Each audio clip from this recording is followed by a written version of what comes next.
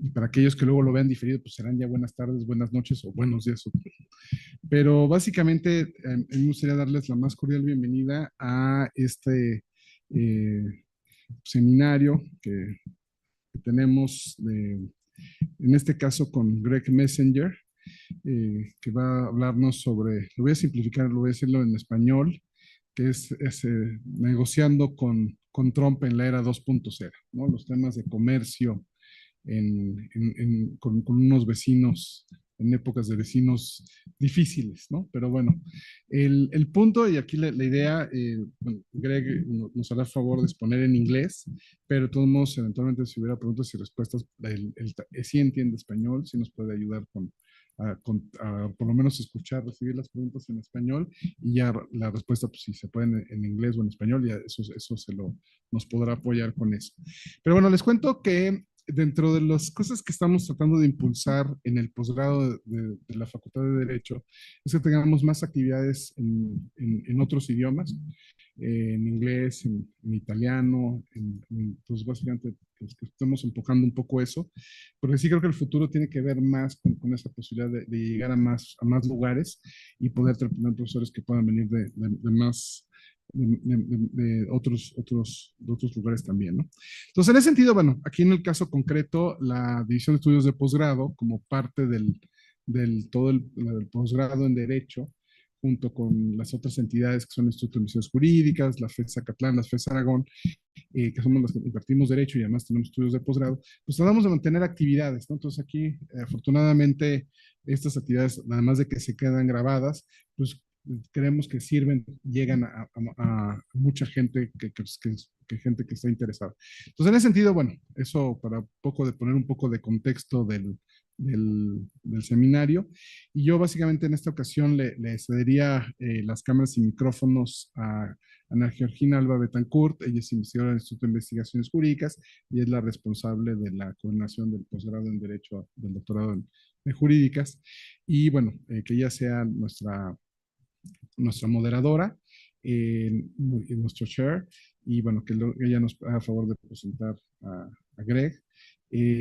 Bueno, básicamente esa sería como mi labor y pues simplemente reiterarles esa cordial bienvenida a esta su Facultad de Derecho, a nombre también de mi directora, de Sonia Venegas Álvarez, y de Marisol Anglés, que es la coordinadora del programa de posgrado en Derecho. Gran gusto tenerte por acá. Y bueno, básicamente lo dejaría por ahí, les dejo cámaras y micrófonos a ustedes y yo me paso al lado del público. Pues muchísimas gracias al doctor Imer y a la Facultad de Derecho por hospedarnos en este evento. Realmente, pues también muchísimas gracias a nuestro ponente, ¿no? El profesor Greg Messenger, que aprovechando una visita a nuestro país, pues viene a compartir con nosotros pues un poco de lo que es su investigación. Ya platicábamos ahorita que me decía que la Universidad de Bristol tiene investigación vasta en temas de derecho internacional mercantil, ¿no? Entonces, bueno, pues en ese sentido estamos muy felices de poder escuchar cómo va su investigación. Rápidamente, pues el doctor Greg Messenger, pues ya es profesor, ¿verdad? En las universidades del Reino Unido hay un escalafón para poder llegar a ser profesor y el doctor ya tiene este distintivo de ser profesor y bueno, es especialista precisamente en derecho económico y especialista político y tiene un focus especial en estas dos áreas. En la protección de salud, cambios de clima y desarrollo sustentable. Entonces, por ahora me voy a permitir pasar en inglés porque ha sido también parte de, como ya les decía, el doctor Imer, ¿no? De nuestra, del esfuerzo que está haciendo la universidad para que podamos también tener este tipo de eventos en otros idiomas y pueda ser también factor de crecimiento para nuestros alumnos. So, welcome, Greg, and I think I don't have anything else to add, but the floor is yours, and thank you for being here. Thank you so much, and thanks for the invitation. It's very hard to communicate. I was saying earlier, the absolute privilege and honor it is to be able to speak here. Soy hijo de mexicana, and I grew up with the stories of UNAM and the importance. And I was brought around as a child to see the buildings. So to be able to be here is actually quite emotional. It's quite exciting. So I'm delighted to be here. As Anna kindly introduced, I come from the University of Bristol. For those not familiar, we're in the west of England. It's about an hour and a half on the train from London. So we're not too far from the centre of things. We are the largest concentration of international economic lawyers in the country. The last UK government ranking put us third in the country for research in law, which was good. And we're very, very keen on making sure that we have really good relationships and interactions with academic partners across the world. And something we'll come to, but I think, sort of particularly here for postgraduate students that want to come to Bristol, there's a very welcome place, and we can talk about that process if that's helpful as well. In terms of what I wanted to talk about today, I will switch to the slides if I may. You see it there? Perfect. If I just hopefully. Oh, sorry. There we are. Oh, do they? Brilliant. Oh, that's cool.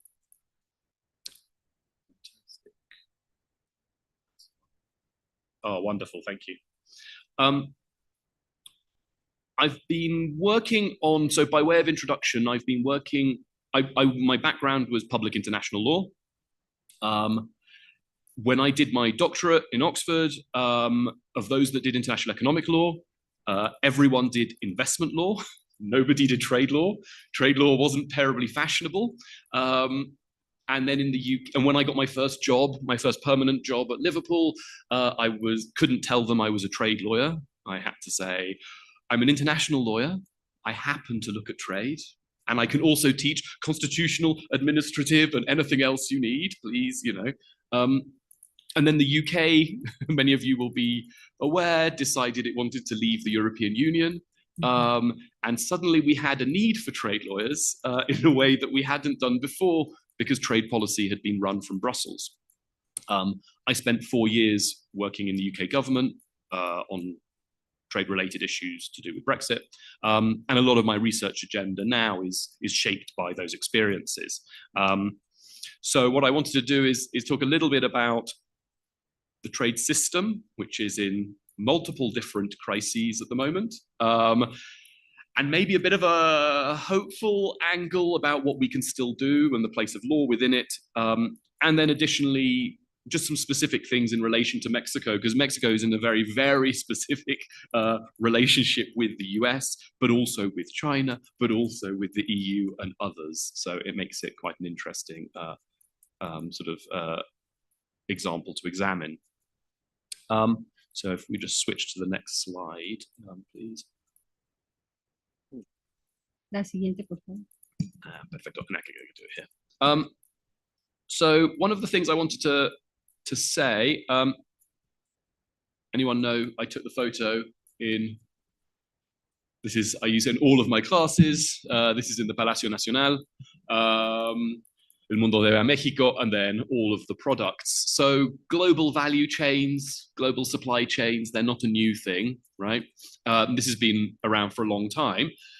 But currently we're facing lots of different issues in relation to how they work. So I'll talk a bit about kind of where we are, how we got here, and what we can do now. Sorry. Oh, perfect, thank you. So international trade law, we were the most smug and self-satisfied of all of the international lawyers.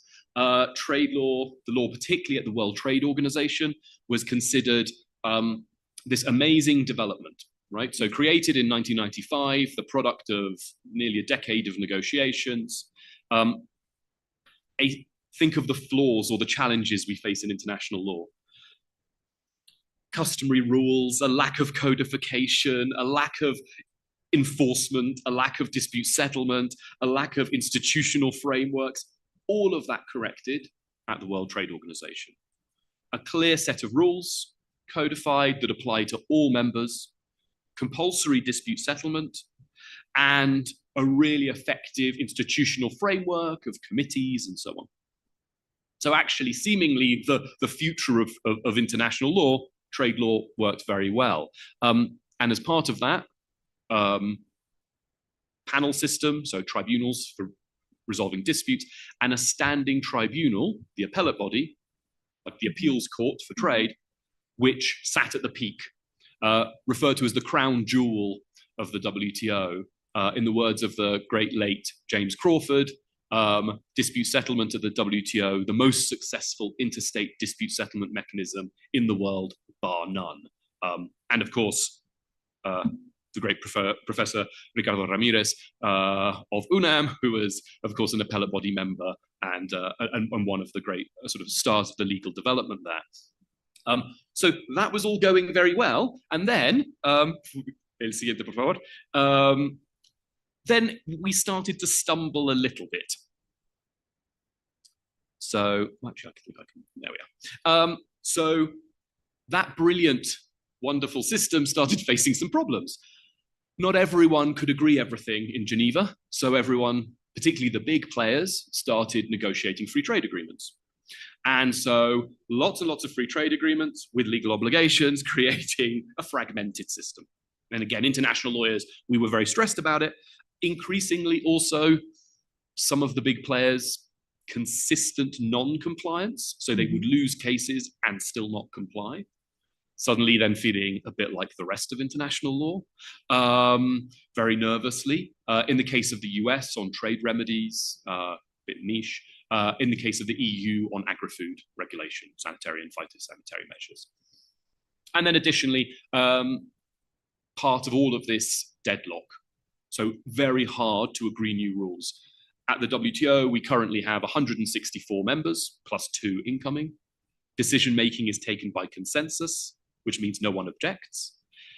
And historically, you would object if something affected your interests and it was moving ahead. Mm-hmm. But it had to affect your interests. It wasn't just anything. Now what's happened is some partners, India most notably, block everything as a bargaining chip to get what they want elsewhere. That is very, very criticized, but at the same time, in India's defense, they would say, we are owed a lot. The developed world has constantly told us we were going to get things in future negotiations so long as we gave them what they wanted this time round. Of course, to which then there is a point at which they just say enough is enough. Interestingly, the first big breakdown like that happened in 2003 in Mexico, in Cancun, at the ministerial conference there. So even then, kind of it was stumbling forward, but we got okay. Si podemos seguir a pasar al siguiente. What then happened though is things then got much, much worse. So, and this is where the US's influence is particularly notable. So the appellate body, that standing tribunal, that guardian of coherence in the world trade system, that produces the reports that when we teach trade law, the students go over in detail and pour themselves over. The appellate body continues to exist, which is actually part of the problem, but it has no members. There are no judges. So the US has blocked the appointment of any new judges. So as each appellate body member's term finished, they weren't replaced. And progressively, it meant that there were fewer and fewer until we got to a stage where you have 3, and you need 3, it's the minimum. And as soon as you no longer had 3, then down to 2, and then 1. The only silver lining when we only had 1 was it was the only court, international tribunal in the history of international law that had an all-female bench. So there was one silver lining to it. But when that happened, we now have no members. So what happens? We have a dispute, I lose, I appeal. And there's no one there. Mm-hmm. And everyone says that there's no appellate body. If there were no appellate body, it would be fine. I couldn't appeal. The problem is it goes and it sits on a desk and no one can do anything. So the report isn't adopted, it doesn't become binding, etc. And the US has been blocking this since the first Trump administration. The US already expressed frustration with the system beforehand, but the Trump administration was the first time they really broke the system. At the same time, we also have increased unilateralism, so not just from the US, though of course, yes, which we'll come a bit more to in a moment. The EU realizing that actually if it wants to pursue certain goals like sustainable development and the climate, it's getting limited traction in the multilateral system or indeed through its free trade agreements. What works better? Condition access to the EU market on what it wants. You can put anything you like in a free trade agreement. If you want to change how Koreans make cars, change your emission standards in the EU. It is such a big market, everyone will follow you. That has become very contentious. And for one example of that is the deforestation regulation, where the EU has introduced new requirements so that any product which is at risk of being the product of deforestation, so timber, but also coffee, beef, cocoa, soy, etc., an economic operator in the EU is responsible for ensuring the entire supply chain is deforestation free with onerous commitments required. And of course, what happens, for example, small producers in Latin America, Paraguay has done an amazing job communicating the frustration of this system in Geneva. Paraguayan delegate is the one to watch for this, communicating how frustrating it is. And as a consequence, anecdotally, what we're hearing, whatever the nice objective is, concentration in the market. So small, medium-sized enterprises, indigenous peoples, all be exiting the market because it's big companies that can do compliance monitoring, and export it to China. They need timber and they don't care, right? They couldn't care less how it's made. They just want it. So real problems there, that increasing unilateralism. And then of course, Trump 1.0, unilateral imposition of tariffs as leverage, which we saw, right? Putting tariffs and then forcing renegotiations, which of course here we saw with USMCA, the NAFTA, the new NAFTA, right? That was actually a different situation to what we have now. At that point, the tariffs were very clearly leverage. That was a tactic to get something, to get deals. Mm-hmm. What we're now seeing is the unilateral imposition of tariffs as policy. They want what's referred to as a tariff wall, because the idea being that the higher tariffs is how you're going to encourage industrial production in the US. Now, for those who've worked on developing country positions in trade policy, the great irony of the US arguing this, which is what developing countries argued for from 1945 until 1995 consistently, a total shift. And also unclear negotiated outcomes. So USMCA was concluded and free trade agreements, for all their faults, the purpose is, what is the purpose? It's a legally binding agreement. What we see now is there is no benefit to having a legally binding agreement. What does it do? It doesn't give you certainty. It doesn't reduce risk. So what do we do? What is the situation? It seems like the law has basically failed us and it just does not provide any recourse. Siguiente, por favor. Now, there are a couple of kind of traditional narratives that I think this plays potentially into. One, in trade law, kind of the father of trade law, John Jackson, who always pushed for this idea that the period of the trade regime from 1947 to 1994 was this GATT diplomatic power-based system, right? This idea of the larger the market you have, the more power you have, that's how this works. Mm-hmm. In which case, this would be a decline or a reverse of that the rules-based order created under the WTO has just collapsed, right? So in that sense, it's a reversal, a decline, a cautionary tale about what happens when the lawyers get too happy with the law and don't pay attention to the politics, potentially. For some, we might recall, for those, and this might be, I wonder, I'd be interested to hear from the students in particular, I think this might be a generational thing. When I was a research student, all the cool kids were reading Koskaniemi. That was Marty Koskaniemi's 1989 From Apology to Utopia, was like the groundbreaking, edgy thing that wasn't doctrinal legal analysis, and we all got very excited.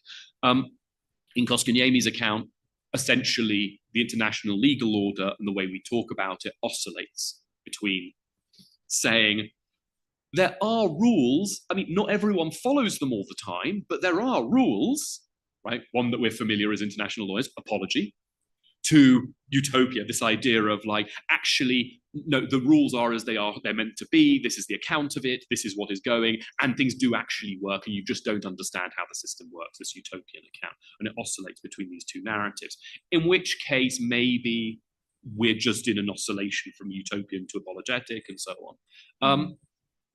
I want to suggest a slightly different approach. El siguiente, por favor. Which is also draws on a slightly older, less fashionable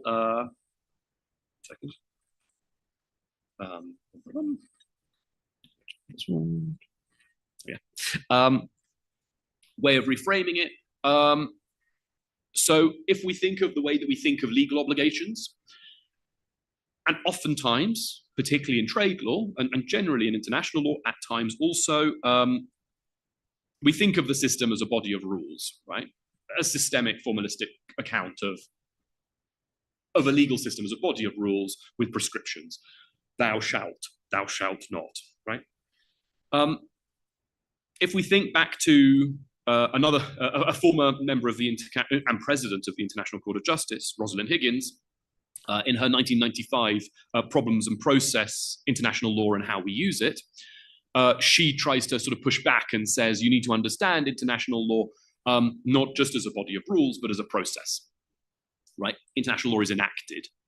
I say I have a right, you say I don't, we go to a court, but it's about claim and counterclaim, and that's actually how international law works, this idea of it being a process rather than a body of rules in abstract. And what I'd suggest is, in a trade law context, there's something we can learn from this, but I want to go a step further and push even further away from that overly legal account and suggest that in trade law is a legally enacted and performed diplomatic process. And the one actor that we've ignored in trade law literature is the diplomat, and the role of economic diplomacy. And I think this is absolutely key in various different ways. So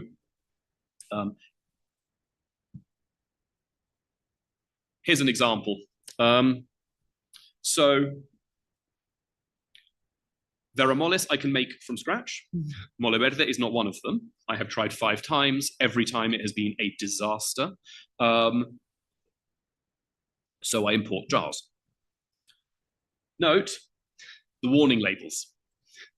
Exceso grasas saturadas, exceso sodio.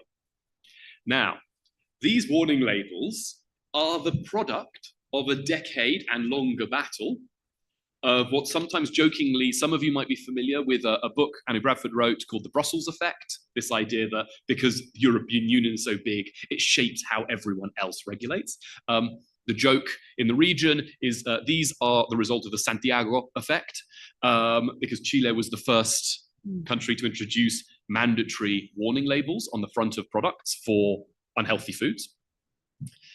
And we were expecting litigation, and it didn't happen. But the reason why I want to draw to like the diplomatic practice of using law and enacting law is the numbers on the left-hand side, yes. So at the WTO, for those not familiar, if you are introducing a new product requirement, like a labeling requirement like this, and it's mandatory, and it can have an impact on trade, you have to notify it to the WTO. So you tell the members, this is coming, heads up. So since the creation of the WTO, we have, I mean, these numbers are actually now, there's a couple of months later, but more or less, around 56,314 notifications of these technical regulations, and a few others, of which 846 have been raised in the Technical Barriers to Trade Committee at the WTO as a quote-unquote specific trade concern. And what that just means is another member has said, we want to talk about this a bit more. We've got to discuss this. from 846 trade concerns, 57 escalated to the initiation of a formal legal dispute. 11 went the whole way to having a report. Now, those 11 are what we teach, right? Endlessly. Where is dispute settlement happening? Dispute settlement is not happening at the 11. Dispute settlement is happening around the 846. And actually what's happening is, before it's even raised in the committee, the government officials posted to Geneva and in the capitals of those partners have all informally raised these issues with their partners, and including then bringing it into Geneva and then saying, we're going to put this on the agenda. That is another escalation. Will it go on the agenda? Will you then also raise it through a free trade agreement, for example? So at the moment, the UK has issues with Peru, and it has a tax on pisco, which is, we would argue, discriminatory, as with others. That's raised in our free trade agreements, at the WTO, everywhere, right? So you do all of this. And the language that is used in the committees, it's not litigation, but what they do is they echo the language of the legal agreements. So for example, this is a public health measure. No government in the world is going to say you cannot protect public health, right? Mm-hmm. They're not stupid, right? So what do they say? We 100% support you. We are so behind you, you wouldn't believe. We love your public health objectives. We have them too. We just think that there's maybe a less trade restrictive measure that's reasonably available. Mm. That echoes Article 2.4 of the Technical Barriers to Trade Agreement. It's a reframing of the language. So what you're saying is, in the shadow of the law, ojo, this is going to get escalated. This is what you need to do. So all of that process, so there what you have is you have actors enacting legal obligations, interpreting legal obligations, and enforcing legal obligations, all of which wildly underrepresented in the literature. So that's just one example of how that might work. It happens in different contexts as well. So what then, in terms of consequences for today? So then we think of the trade regime, the WTO and its free trade agreements and these other institutional sort of organizations, not so much as a set of rules, but rather as a series of social spaces, sites for engagement where the law can be enacted and performed. So this is, and I think too, for those who have any sort of background in game theory, which is something I always wish I could do better, and I can't at all. But the core analogy that Robert Putnam uses in his two-level game theory piece of we're sitting across from the table from each other, we have a game, but behind me there's another game. And if I lose that one at home, I'm taken out of the chair. So I've got to win this game with you, but I've also got to win this game, and the pieces move each other, right? And that's negotiations, international, domestic, right? What we're actually suggesting is that this goes further than that. This is the two-level game to the nth degree, that there's multiple different spaces to engage. So why does that matter? And then we think about Mexico. Mexico is dealing with a partner which fundamentally the international community is a shame-based community, right? I would argue. Even when governments don't comply with international law, including trade law, they don't say so. They don't like to say it, right? Very, very rarely do they say that. So there's like a shame motivation to comply. The issue is you are dealing with a shameless actor. This actor does not care, right? Has no interest, has no understanding or care for the legal order. So if we think of it as a body of rules, game over, right? That's it. It's what do you do? But if you think of it in terms of multiple overlapping social spaces, there is some stuff that can happen around the margins in things like engagements through USMCA. But actually, Mexico is at this sort of overlap point, right, in terms of USMCA, CPTPP, interestingly with the UK as well now, EU-Mexico, going through the modernization process, and of course, China as well, right? And China in the other social space, which is the WTO. And that relationship as well, extremely important. It was interesting, I came over in a taxi and it's the first time I've been in a BYD vehicle, the Chinese electric vehicle manufacturers. And I was absolutely delighted and amused to hear that the delay of the construction of a factory in Mexico because of concern that the intellectual property, the technical, skill might be stolen in the US. And that's like a reason for China's nervousness to build the factory in Mexico. This is totally turning on its head the criticism that every single other trading partner has about doing business in China, which is they steal your intellectual property. It's an amazing sort of reverse again in terms of what's happening in the system. So what does it mean in terms of trying to manage? Interestingly, and I think I defer to those in the room with much greater expertise than I have, there's a certain element of the Mexican strategy, which is what the UK is doing as well, which is don't draw attention to yourself as much as possible, give as many little things as possible to try and keep them off your back. But in the meantime, work quite carefully and quite closely with these networks, these multiple networks. And it means in terms of legal obligations, it's not just thinking about them as trade law practitioners, right, as the law firms and the tribunals and so on, but actually it's the diplomats that are involved, the regulators that are involved. The vast majority of compliance in trade law is enforced not through tribunals, right? And how much stuff can be dealt with at a much more local level with multiple different partners in lots of different spaces. I'll leave it there. Just open in case anyone has any questions or expressions of horror and or offense. And if it's easier as well, happy to take questions in Spanish or English, whatever's preferable. Thank you. Thank you very much, Greg. I think while I'm focusing on my research, I didn't notice that the WTO system is collapsing. But I mean, it's really interesting to hear that it is pointed out to the US, the fact that all the appointments for the appellation body were blocked. And so we are not the only ones that are being bullied over the US, right? Is a whole international system. And as well, my area of expertise is intellectual property law, and since it is very international as well, I do see some of these things here and there. And now I understand why. I mean, you're saying that. I mean, there is, for instance, a mechanism in intellectual property that is the compulsory license, exactly for whenever it's needed for a health crisis, for instance. No, and we had the COVID crisis, and no one issued a compulsory license for patents that would be helpful for the health crisis. And it has to do a lot with what you just described, that the countries bargain not to use these elements of the law, I would say, in order to get something else that they have. So what we thought it was the legal framework of international trade law, it's being pushed down by politics. Is that something that you would agree with? Yes, absolutely. And the other thing I would say as well, which is the other actor there that we haven't mentioned, is private commercial actors.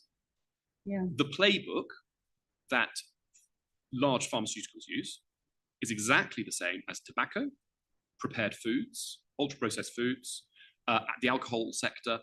They all use, it's textbook, there's studies done on exactly the same strategies, because the way that trade law is structured is, in most instances, I want to access your market, and my businesses come to me and say, we've got a problem. They've got this regulation or this way of applying a tariff. It's a problem for us. That's how the system's meant to work. Governments don't have warehouses full of 1,000 people monitoring everything in the world. The problem with that is when there is a non-trade or a trade concern that involves negative externalities that are not appropriately reflected, that system doesn't work. Because what happens is, for example, the alcohol industry will say, or ultra-processed foods, for example, so Coca-Cola, Pepsi-Cola, whoever, they will say, no, look, the problem is people aren't exercising enough. It's not my product. It's not my product. It's totally fine as part of the healthy diet. The problem is they're not exercising enough. You know what we'll do? We will help fund education campaigns in schools. And you go into a school and there is McDonald's all over the sports fields. There is Coca-Cola. We have studies that show that children as young as 5 can distinguish between brands. Mhm. This is how it functions. And so they do the thing. And part of this is the phenomenon of regulatory chill, which I'm a bit wary of, and we see it a lot in pharma, where when governments have tried to say, we're going to think about compulsory licensing, they receive a lot of letters from Geneva, New York, London law firms saying, go ahead, there's a bilateral investment treaty, we're going to hammer you. Mhm. And we'll take you to another example in Chile. Look at new restrictions on things like Tony the Tiger, all this stuff, right? That was raised in constitutional courts, in trade, in investment, everywhere. And exactly, it's in the shadow. No one sees it. And everyone thinks the rules are okay. But as you say, and then nothing happens. Because the law is kind of fine in some ways, but it's not reflecting the commercial practice. And they are part of that process of economic diplomacy.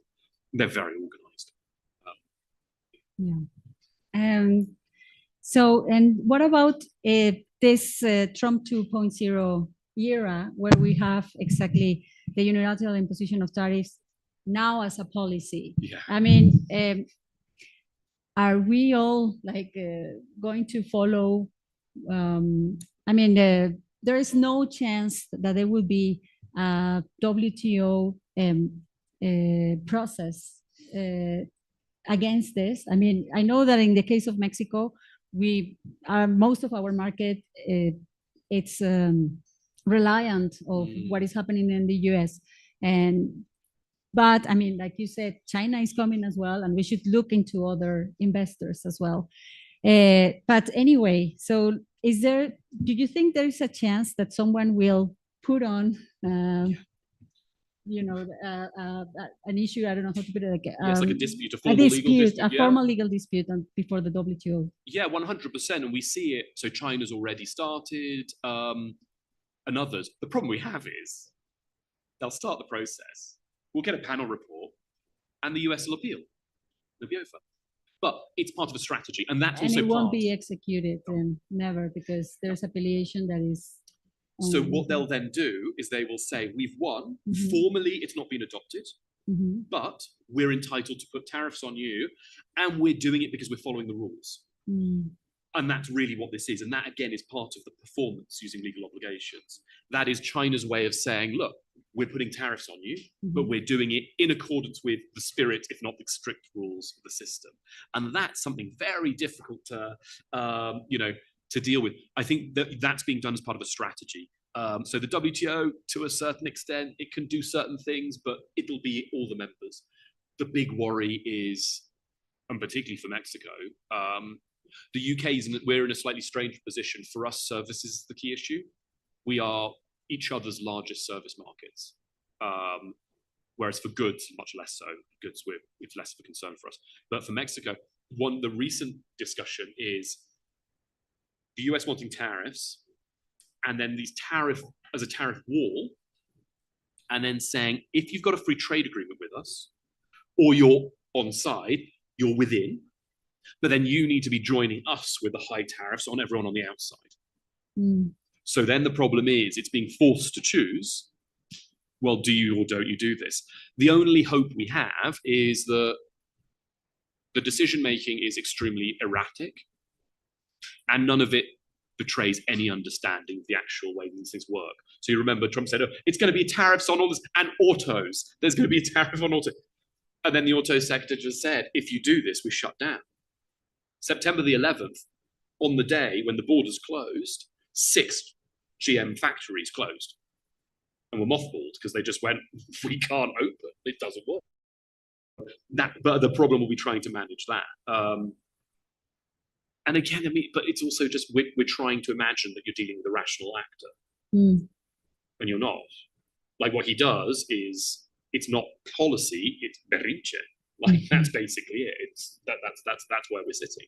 Let's try and manage it. The WTO will be important, but the only thing as well I would say, and it's part of what I'm quite keen on, is certainly for the lawyers, we think, oh, the WTO is falling apart. The day-to-day work at the WTO continues, right?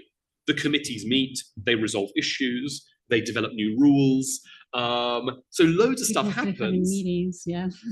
but they are. But those meetings are significant, and those relationships are significant. And that space. So one of the projects I work on, we do interviews with diplomats, and you talk about one of the things that we've often had discussions in law, in IP, and in wider trade as well. How do you accommodate the different needs for developing countries? And everyone talks about the rules and flexibilities, etc.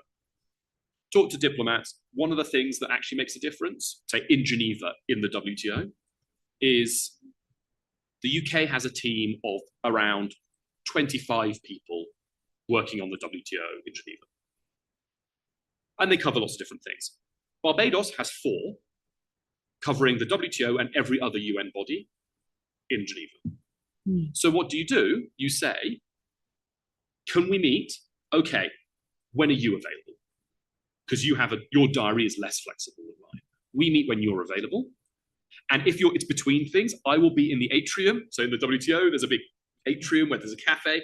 I'll be in the atrium between 3 and 5, doing my work.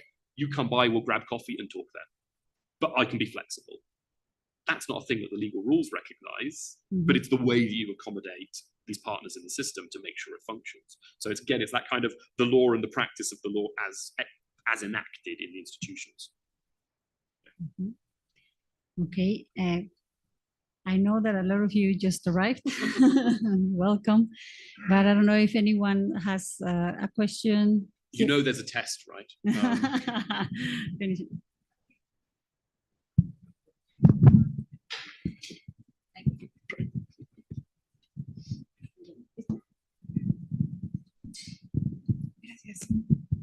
My question is mainly regarding the position of Mexico with panels, international panels under USMCA.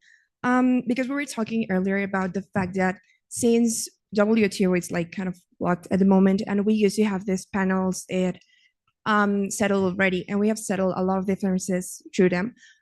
What's your point of view? Is it okay to keep those like regional agreements working while WTO is blocked, or is it just like better to use diplomat measures? I mean, really, really good question. So as a general observation, again, for the lawyers, when free trade agreements started getting loads of them with dispute settlement mechanisms, we all had this like existential panic. Fragmentation of the system, conflict of norms, 1,000 PhDs were written about it, 100 books were published. We all had a go at it. It's basically not really happened. It's kind of fine. Everything's just fudged its way through. It works. But interestingly, one of the reasons why it worked was people just didn't raise disputes in FTAs. They still used the WTO, in part because the WTO has a secretariat. So the administration of it is much easier. You do it there. Where you did have FTA disputes was, for example, EU-Korea labor rights, US-Guatemala under DR-CAFTA labor standards, stuff that you could never litigate at the WTO. You had to use the FTA. Now what we're seeing is FTAs being used as alternatives because they're more effective. Would they be effective in the case of the US? My suspicion is no, because again, doesn't care. But it's interesting to see both the EU and parochially, from a UK perspective, we now very carefully focus on FTAs as ways of enforcing commitments, because we see it as like, look, this is the way it's going to have to happen because it's a problem in the WTO. There are ways to fix it at the WTO. So for those not familiar, while you can't appeal within the WTO formally, they've created a kind of ersatz pretend appellate body through what's called the multi-party interim arrangement. And that's the EU, Canada, Japan, a bunch of other countries, not the UK for some spectacularly stupid reason. But there you could still do stuff, but again, it doesn't help with the US. But then there's some things that even when the system was working, they didn't comply. Antigua won a case on online gambling against the US in 2003, I want to say. Still comes up. Could you please comply 20 years later? So, it's not an ideal situation, but you're right. FTAs are a key part of this, of those extra spaces to work in. Yeah, and they work. Yeah. I'm a master's student, and well, like actually, my research is mainly on prohibition or regulation of products that are bad for health. Yeah, regarding foreign trade. So, thank you. Oh, sorry. My name is Luz del Mar Villalobos. Thank you. ¿Alguien más preguntas? Lo paso.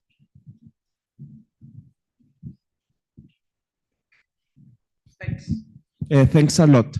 My name is Bernardo Azar. I am a professor of telecommunication law at Faculty of Law at UNAM. So, just, okay. I am a question about the service, the service commerce, because your comments is about objects, mercantility, but service, for example, telecommunications. Telecommunications, I remember during the Uruguay meeting by 1988, the USA emit a law about the name was Omnibus Commerce, and the US pretended regulate the global commerce, but in telecommunication law pretended regulation everything. Telephones, machines, and the service. Maybe for a legal exam is terrible, but in politics, USA won the meeting, because if you read the basic telecommunications agreement of WTO, the regulation is only basic, and now the consequence of telecommunications, maybe the world is in the hand of the USA. In service, in my opinion, no, the World Trade Organization hasn't developed full. Telecommunication is an example, because in telecommunication I need to know the regulation of International Telecommunication Organization. What happened, Bernardo? I can understand your explanation, but is the truth? Thanks. Yeah, thank you. I mean, really, it's a really good point. It's a very interesting shift in the US that Trump is obsessed with goods. So Trump's basically image of trade is like, it's you sell and buy. It's like children drawing, right? It's the farm, it's the factory, it's the car, right? And it's exactly you sell and buy. In a Trump logic, I have a trade deficit with my supermarket. I go to the supermarket, I give them money, and I take goods. We have a consistent trade deficit. Like, that's not an issue. It's just it's a totally economic perspective of the world. It's not even mercantilist. But one of the things, the advantage is, because he's obsessed with goods, is services have kind of been left alone so far in terms of the disruption. You're right, the World Trade Organization, in terms of services liberalization, it's not that it's irrelevant, but it's not hugely important, I would suggest. They started low and thought everyone would increase it, and they didn't. Free trade agreements, we do a bit more with. Where we're seeing more activity is in digital, and more around digital trade, trying to restrict governments from introducing tariffs on data flows and those sorts of issues. So we're seeing more in that trade space. But it's surprising, given his coterie of tech bros that all stand around him, you just would imagine that they would be obsessed with. But again, I think that's because they come from a very particular perspective, which is deregulation. This idea that the problem with the system is there are rules. But of course, the reason we're now introducing rules on, for example, digital and data flows is because governments are starting to restrict it. So the rules are designed to eliminate those restrictions and halt them, not burden business. It's a very strange, but you're right, services has always been a challenge. It's also a challenge for assessing, right? because we can have good data on goods. That's easy. Data on services is very hard. And it's something the UK feels keenly because we're a services-based economy, right? That is, for us, services are essential. The OECD's done good work, but you're right. If you read the telecoms reference paper at the WTO, it's like another lifetime, right? So, I mean, for those not familiar, when the WTO came into force, there was no YouTube, no Google, no Facebook, no eBay. I think so. No, definitely. No. I mean, you know, I have a World of Warcraft character that's older than some of my students. To give you a sense of, you know, I mean, and this was like the browsers that were used, like it was a totally different thing. The only area, as a small final little thing, where we have surprising commitments at the WTO for services is in digital trade, where for Mode 1, cross-border trade in services, I don't think anyone thought that you would be able to deliver, for example, education services via Zoom, so they don't have restrictions. It's quite open.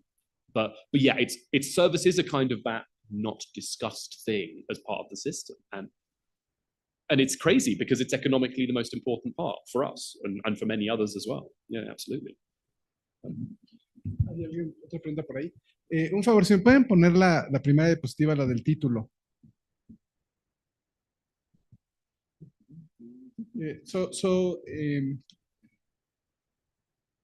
Let me say something that I like very much. La del título, la primera, la anterior.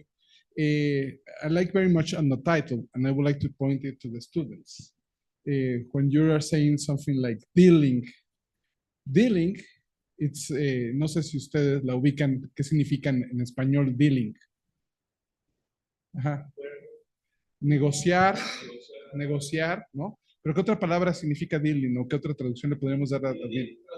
Tratar, ¿no? Yeah. Entonces, I think it was clever, your title, on dealing with difficult neighbors, negociando, tratando con vecinos difíciles. And of course, that's gives the emphasis on Trump, on how they are, as you are just mentioning, that he's very into the regulation. They don't like rules at all. And so the less rules, they are happier on making business and so on. But definitely there are always the need for rules. So that's even imposing tariffs of 25% to Mexico is a rule. Yeah. But that's kind of the, so in that sense, I would like to hear a little more on this part of the dealing with difficult partners, with difficult neighbors, like how much he's bluffing, how much he's really pursuing, like, to impose the tariffs. Because it's crazy. At the end, the consumer will pay, and the consumer is mainly in the US. Yeah. So it's like counterintuitive, but I think it's very nice on the way you're dealing with the title on this negotiating and coping with our neighbor in what is even a harder time by now in Trump 2.0. Yes, because it's much more. I mean, it's much more disruptive than it was last time. And it feels very different because it feels, as I mentioned earlier, that the objective is to have high tariffs. It's not tariffs as leverage. They actually just want high tariffs because they imagine that will encourage reindustrialization. The recent economic studies show that for every job created by increased tariffs, there's 8 that are lost. It seems totally bizarre. And as you say, it's simply a tax, and it will tax the American consumer. They will feel that at some point. I'm very, maybe this is the UK Brexit experience. I'm not very hopeful that people feeling something like that will make them call for government to change policy, because they always find another reason. They'll say, oh, it's because our partners have been undermining us and they're not working with us, and this is unfortunate. There's always something around that. But you're absolutely right. In terms of dealing and negotiating, I mean, the US is famously hard to negotiate with, right? It's also one of the reasons why Mexican negotiators are so good, because Mexican negotiators have to deal with the US all the time. So when, for example, the UK had to negotiate 40 free trade agreements all at the same time, because we left the EU and we wanted to keep them, we had to have new ones to replace. We knew Ukraine, Mexico, ones that are top tier negotiators because they have great practice and are on top of it. The US has always been difficult, but this is now very unpredictable. And and again, it's different. So the EU is very difficult to negotiate with because the EU is always right? That's what the EU thinks. The EU thinks it's always correct. So it's very hard to deal with them. Developing country partners, like delegates will say, we prefer the US because when you negotiate with the US tells you we're screwing you. The EU tells you we're doing you a favor. They'll say we prefer China because the EU come to us with lectures, the Chinese come with money to build bridges. That's again, so it's very hard, but you've got to tailor your discussion with the EU around that logic. India, I mentioned briefly earlier, famously difficult. India has a negotiating strategy, which is to say no all the time in order to shift your position far closer to them than you would have done otherwise. And where India is actually similar to the US, to Trump, one of the reasons why he likes the Indian Prime Minister, I think, is because they like brinkmanship. They don't bluff. They will be disruptive if they have to at the last second. So a big regional agreement in Asia, RCEP, which is like ASEAN plus, the day of signature, they went, yeah, we've changed our minds. We want more on this. And everyone said, it's done. What are you talking about? No. They went, okay, bye. And they walked out. That's the sort of thing Trump loves, because he thinks of it as a property deal, not the international order. Which just makes it so difficult. So then how do you negotiate in that context? It's very depressing because the thing that we teach children is, stand up to bullies, don't let them pick you off one by one. But realistically, what you need to do now, everyone needs to do, is just keep their head down, hope he doesn't spot what you're doing, and then try and channel him in a certain way. And so far, with the tariffs, and with the last point, I would just say on your point about the 25% tariffs as a rule, you're absolutely right. What he likes the idea of is, and he said it recently about Mexico, was, no, we're okay on not putting tariffs on Mexican products, but only the ones when they're in USMCA, which misunderstands how free trade agreements work, because preference utilization, basically, I can export from the UK to Japan the same product that I export to Korea, and in one of those, it's covered by the free trade agreement, and one of them it's not. And in one of them to South Africa, it might be covered, but I won't use it anyway because the paperwork is too much work. So it's a much more, but again, he doesn't do complexity. So it's like, how do you manage that?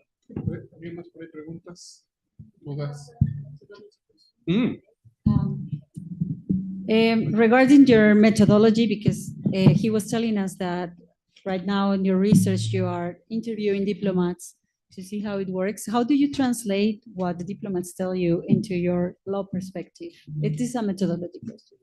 Yeah, really good point. So that project specifically is on the TBT committee, and we've developed that. I do that with a colleague, Amandine Gard, University of Liverpool, who worked on law and non-communicable diseases, Gabe Sealis-Brugger, who's a professor at Bristol with me, but in political sciences and public policy. And for that, similar but slightly differently to the rest of the work that I would do, is it's mostly Bourdieusian. So French sociologist Pierre Bourdieu, and it draws on his insights around, in part, the ways in which so I suppose there's a few different things that are really important for the way that I would look at it, which is, one, it's practices which we don't even question, and what that says about the system, right? And so that the way to understand the system better is to challenge those unquestioned practices. So like classic examples of that would be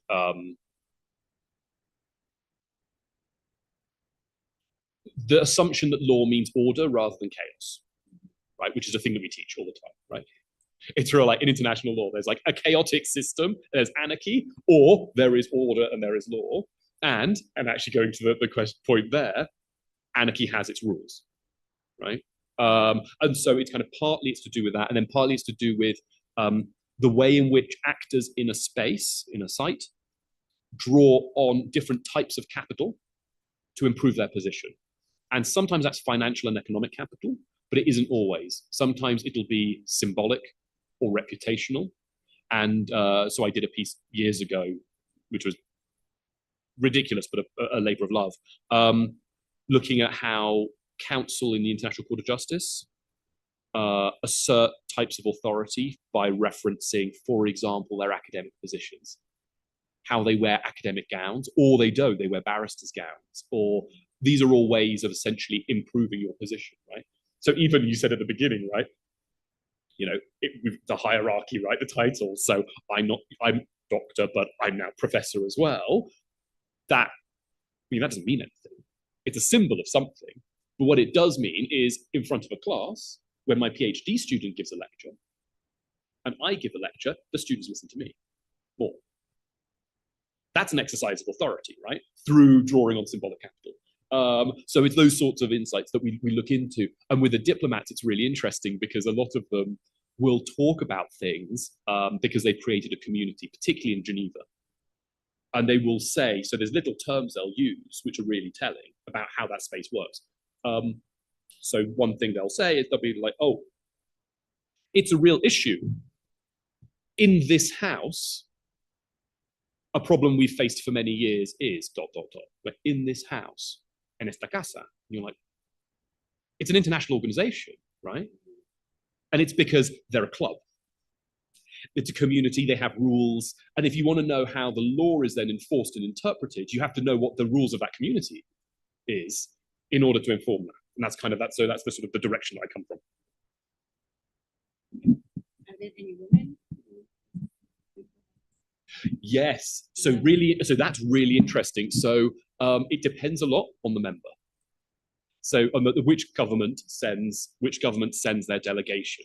So the UK, currently our head of mission is a man. The deputy head of mission, who was the one who would lead most of the things at the WTO until very recently, she went on maternity. Rebecca Fisher-Lamb was our ambassador, fantastically talented diplomat. But again, in terms of symbolic power, we've also made that a brand. So the UK ambassadors, until 6 months ago, the UK ambassadors to all of our most important postings were women. New York, for the WTO, but New York, Paris, Beijing, and you know all of this, DC, but we make a brand of that, and then we go look at us, look how we do this. But it varies. So some of the delegations are quite male, but a lot of them aren't. It varies a lot. But the practice is still, and partly also because, not to be rude, it's Switzerland, which is quite conservative. They do these things where they get very excited about the idea of, to show how progressive they are, it's the no tie day. Exactly. And it's sort of just like, okay, because, and then it's sort of like to show kind of solidarity with the women who are there. And you're just like, no, but this is totally mad. It's, you know, yeah. But trade historically, it's interesting. Historically, I suppose it's a bit of a mixed picture. In the UK, for example, so I set up a network with a colleague, with the largest network of trade specialists on UK policy. When we started, one of the reasons why we started it was we knew there were lots of people who worked on trade, and it was the same, and I was working in government at the time, I was seeing the same 3 white men of a certain age being invited to be asked about stuff, and they're really good, but there's loads of people. So we went, right, okay, well, we insist on, it's always gonna be, like, the network has to be 50-50. And it's really easy to do. And it's quite fun to then have a situation where you have to apologize because, unfortunately, you know, we couldn't find any men to sit on the panel. And it's quite a nice reversal from usually you go to conferences and it's just very monogendered often.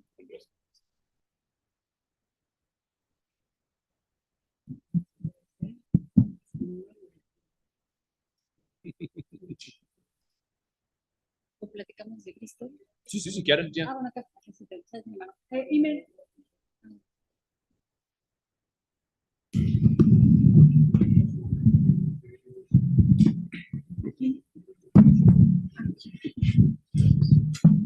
Thank you so much. Good morning. My name is Ricardo Marin. I'm a student here in UNAM. I would like to ask a question for you, please, which is related with the public debt of US. I would like to ask if you find a relation between the public debt of America and these policy trades and also the treatment with dollar. Because there's a theory that says that all these trade policies and the treatment with dollar all are the same strategy to find a solution to the public debt of US. We all know that there's a bubble with the public debt and that Americans should pay more taxes in order to pay this debt that in real world is now a debt with China. But the problem is that it seems that they don't want to pay more taxes, and it seems like they want that the entire world should pay this debt. What do you think about this, please? Yeah, so very good question. I'll confess, it's not my particularly good area of expertise. I think it's interesting that a number of governments have been a bit more open, and we've seen this public statements in the UK recognizing that consistent. So, I said earlier, it doesn't matter if you have a trade deficit, really, it's not really the key issue. But there's now a sort of softening of that position, which I would still hold to, but there's a softening of that position and saying, well, consistent trade deficits do have knock-on effects that we need to be aware of, as kind of a way of saying, look, the US isn't being totally unreasonable here. There's questions around balance of payments and so on. I think this is definitely like part of the issue from the US's perspective. I think that the big worry is, and I say it genuinely as a worry because, careful what you wish for. But if you have a consistently disruptive and then recessive economy in the US and things are really unpredictable, there's a point at which you're not going to have a reserve. The dollar is the key reserve currency, right? There's a point at which that shifts. The second, and the UK experienced this when it wasn't the gold standard anymore. The second you're not the reserve currency of the world, you cannot borrow indefinitely. You just don't have the choice. It's not even an option. And what they're doing at the moment is just speeding that process up, which is totally self-defeating. But we'll see how it pans out. But yeah, I think you're absolutely right. There's a real question of what will happen in the long term. I think the plan is this will fix it. What I just find amazing is these are policies that, for example, India tried in the 60s and the 70s and failed. And there's a certain perverse satisfaction, I suppose, from, this is what you lot have been saying for ages and complaining about, and now you try it and it's not good. It's not going to work, but you've got to learn the lesson. But I think the problem with the US is it has such a big knock-on impact for everyone else. Mexico most notably, but Canada for us, for Europe. But yeah, my bigger worry is the reserve currency angle, but fingers crossed it'll be fine. But I mean, also I would say just last time round, do you remember the first 6 months was super disruptive and then it calmed down. So if I wake up on the good side of the bed in the morning, I just think just a few more months to go and things might calm down, but I can't see it. I think we'll get into a situation where the US just has very high tariffs for a long period of time and see how that disruptive that is. See. Thank you, Professor.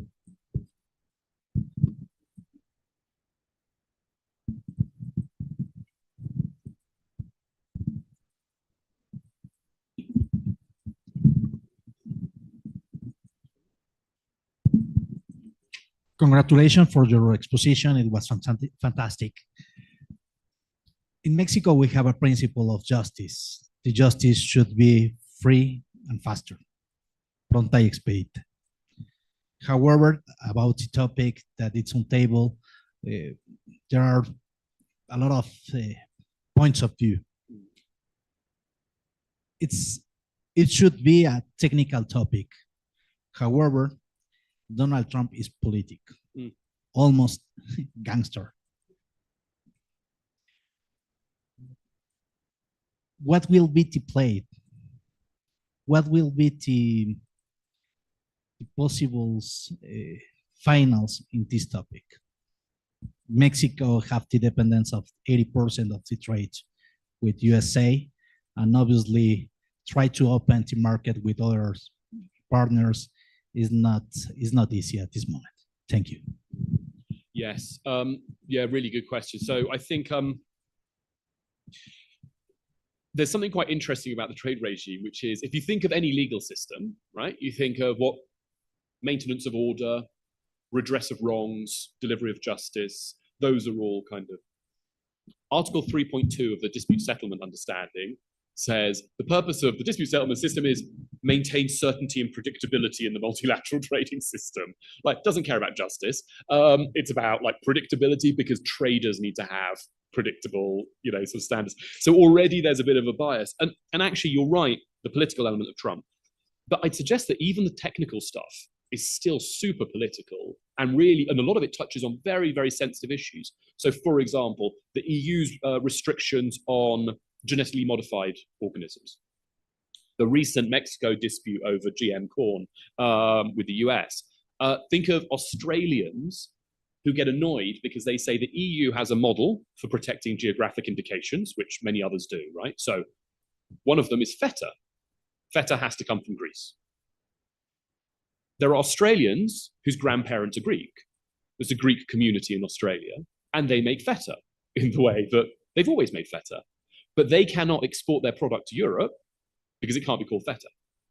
So that's a real technical, you know, issue around GIs, but it's about identity, right? So it's all of this stuff I would suggest is one of the reasons why I got into trade is this lovely mix of really weirdly technically boring, and if you're into detail, it's quite cool, but then also it speaks to much, much bigger issues. But I think you're right in terms of how to manage it. I think there's the dependency cuts both ways, right? So yes, Mexico's dependent on the US. And in the end, I think if there's a forced choice, it's going to have to jump towards the US because you just have to, because realistically, but you only have to for the next 3 years. And a lot of these things, so look at what the Japanese did last time around. Japan is totally dependent on the US for security, right? They do not have defense sufficient to protect themselves. So they need the US, and especially because they have China next door. Which is the ridiculous thing of all of this, is just we're not paying attention to China. But so what then happens, you start negotiating something and you draw it out and it takes long. And then because you then try to negotiate it in a short amount of time, it does less, but then he feels he's negotiating, gets a deal. And it's kind of a way, but it's just, you've got to get another 3 years through. And then you can move, because otherwise a lot of this stuff won't be lasting forever anyway. So we'll see whether the next administration in the US changes position dramatically, who knows? But that sort of approach to things, I think, is kind of the only way it can go, but it does work both ways. I said earlier with the autos tariff, all the auto manufacturers just went to him and said, we're going to have to shut down. So, and then he went, well, I've spoken to the auto people. I've decided it makes sense to help them, you know. But so that dependency can work both ways. And that's always been the, you know, Mexico's, you know, curse and blessing is having the neighbor you do.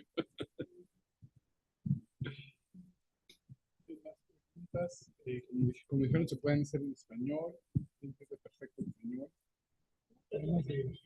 Temas de comercio, de...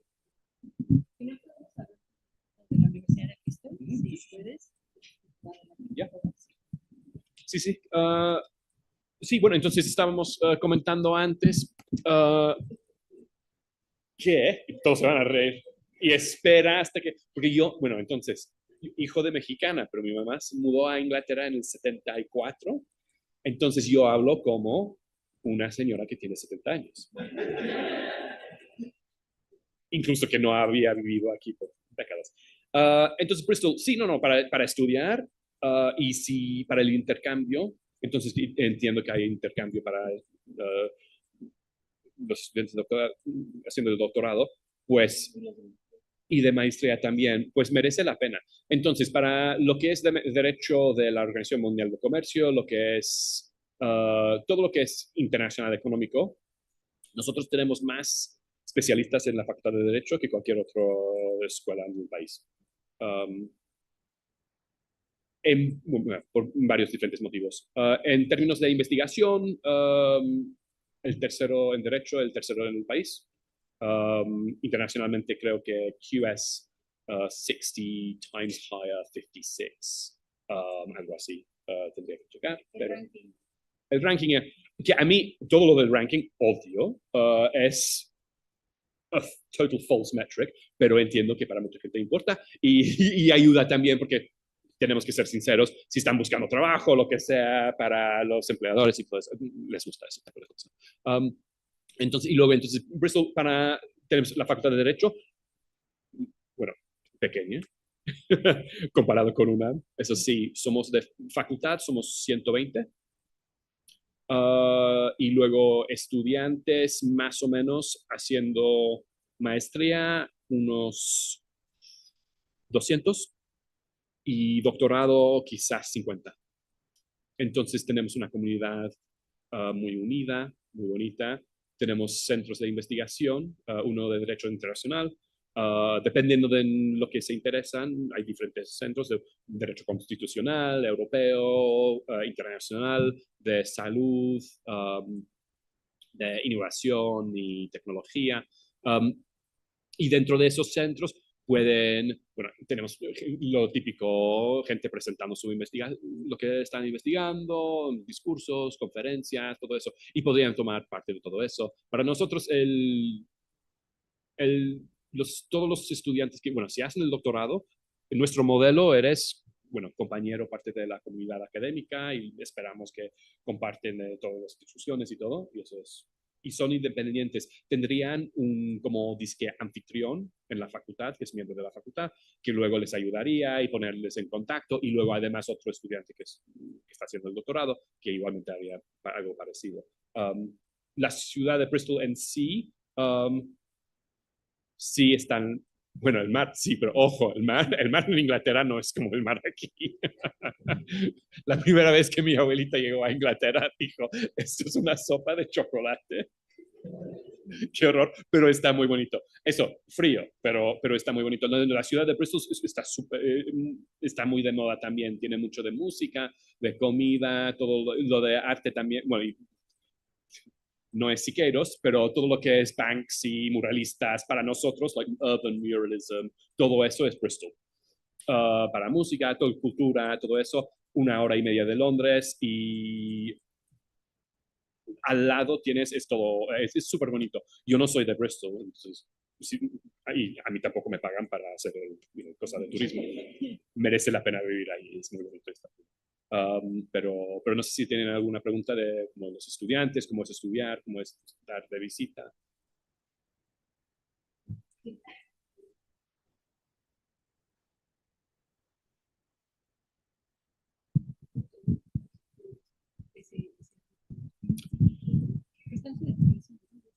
Sí, sí, sí, sí. Sí, sí, sí. Entonces, para el sistema para que tenemos, si estás haciendo el doctorado, por ejemplo, o algún... Masters. Sí, creo que sí.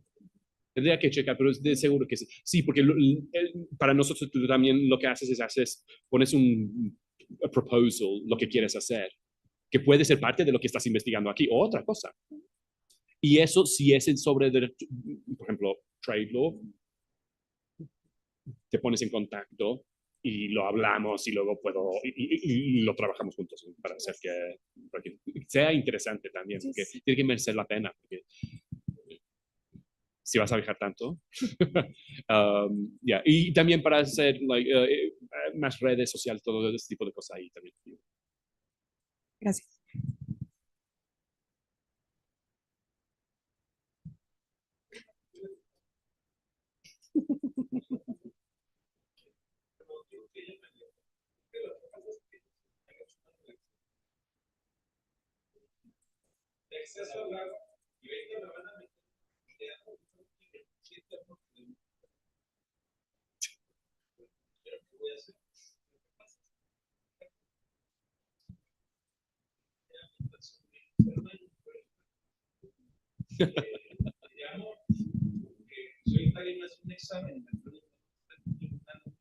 Del derecho ambiental les voy a decir, Nada más eso está en mi imaginación porque no existe.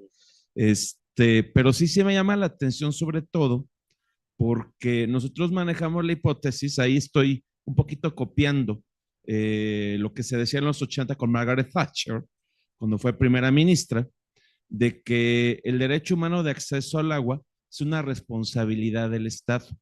Y eso en la Unión Europea bueno, todavía no era Unión Europea, era Comunidad Económica Europea. Y ahorita que hablan mucho del comercio internacional, que es maravilloso todo lo que nos expusieron, el detalle es que, pues sí, son primos hermanos, pero el derecho humano de acceso al agua, decían en Europa, ¿sabes qué? Aunque Margaret Thatcher ande, aquí decimos vulgarmente, privatizando, luego no lo decimos bien. Margaret Thatcher, pues sí, en Europa continental alguien alzó la voz y dijo, oye, espérame, en el agua la puedes privatizar 20 veces si quieres, pero el Estado no pierde la responsabilidad de proveerla. Gracias. Sí. Pues es interesante. Yeah. Interesante porque justo ahora el problema que tenemos es que el gobierno ha estado disque regulando, pero no muy bien. Y a los accionistas les han estado pagando por dividends un montón y no han estado invirtiendo en sanidad, pero eso no tiene que ser así, puede haber otras formas. Y también, ojo, digo, yo en lo que yo trabajo es, de hecho, esto de comercio internacional, pero tenemos varios otros. Y derecho de, como ejemplo, derechos humanos, acceso al agua y todo eso. Hay otro centro también que es todo sobre Access to Justice. Y yo tengo una compañera, Rachel Murray, que trabaja particularmente en el oeste de África y proyectos sobre criminal justice and penal reform. Y trabaja mucho con gobiernos ahí para ayudar a asegurar que cuando están modernizando los cárceles o la reglamentación del tratamiento de los prisioneros, todo eso que esté hecho bien. Y muchas diferentes áreas de investigación. Merece la pena para ver los diferentes centros que tenemos. Quizás es la forma más fácil.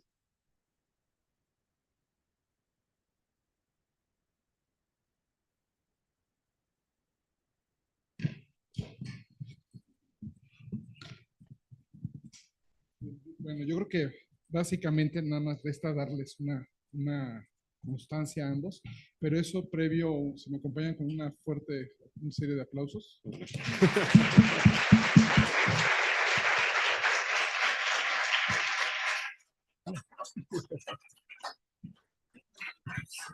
Ay, muchísimas gracias. Bienvenido a México. Esperamos que no, ya sé que fue la primera formalmente actividades en la UNAM. Había venido varias veces a México y a la ciudad universitaria. Pues esperamos que no sea ya fue la primera, pero que no sea la última. Nos estamos viendo por acá. Muchas gracias. No, a ustedes, muchísimas gracias. Y ojalá les vendré algunos en Bristol. Muchísimas gracias. Gracias.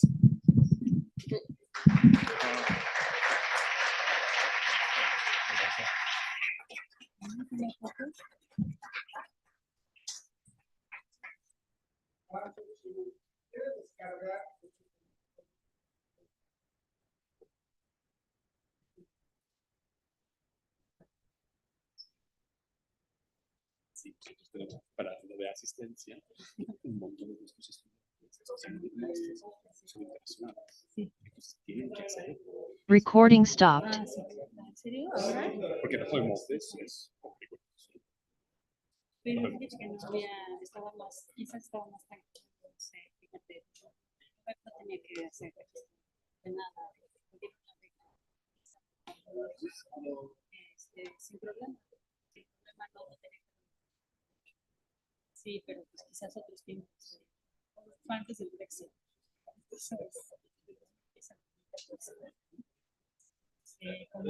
Oye, bueno, pues no sé, me gustaría, bueno, voy a buscar algún paper tuyo porque quiero profundizar en quiero ver en qué queda tu investigación con los diplomáticos. También, digo, estoy muy frustrada con el tema de que todo existe en el legal framework y que nada se realiza.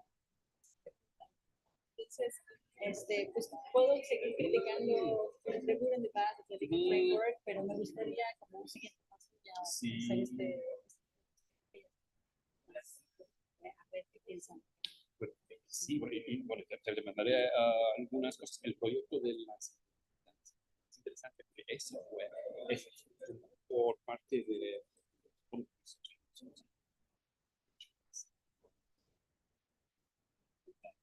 ellos quieren saber cómo crear like new legislative and not have a process en vez de litigation. Entonces, para eso estamos haciendo. Es mi equipo de general. Yo hablaba con todos los equipos todo el tiempo, pero como no son entrevistas, Sí, esa es su opinión, la opinión de exactamente. Entonces, ¿cómo lo pongo? Entonces, ahora ya empezamos a hacer merece la pena para poder decir, mira, y aquí tenemos evidencia, aquí está. Sí, que no puede ser esto. No sé si quieren hablar contigo, creo. No, sí. Estoy en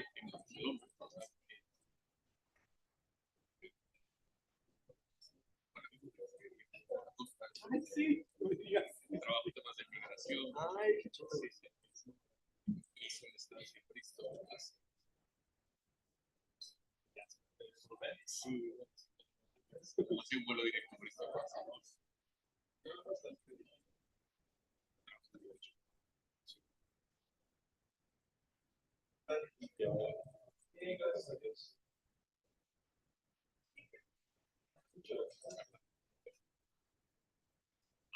Vi que era de Cristo.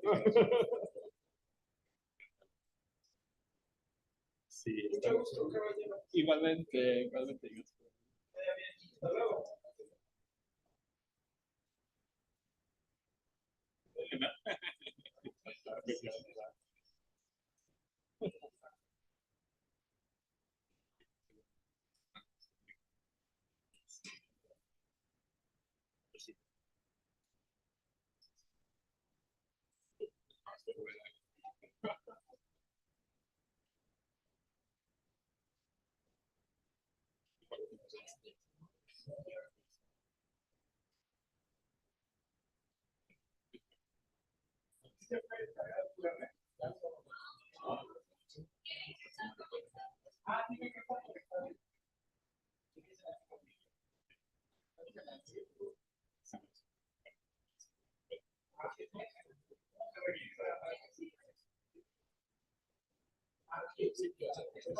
Y luego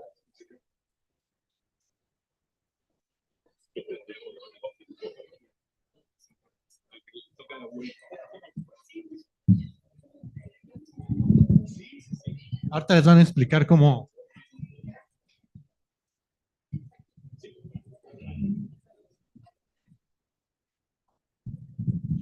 Bueno, para la generación de la constancia solamente tienen que seguir dos pasos. Primero, conectarse a una red propia del edificio, ya sea la que les estamos indicando que es la de F de Auditorio, o bien la red de PC Puma. Una vez que están dentro de la red, es dirigirse a la dirección que está en el segundo QR y registrarse. Si no se registran siguiendo, o mejor dicho, si no se registran dentro de una red propia del posgrado, no van a poder ingresar al registro y no se les va a emitir constancia. No pueden abrir el registro fuera de la división.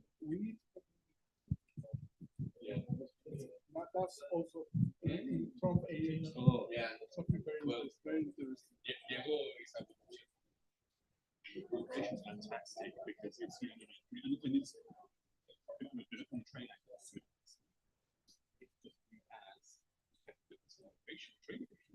but it's all if you're an office. Otherwise, actual migration. We really need yeah. A migration. Yeah, exactly.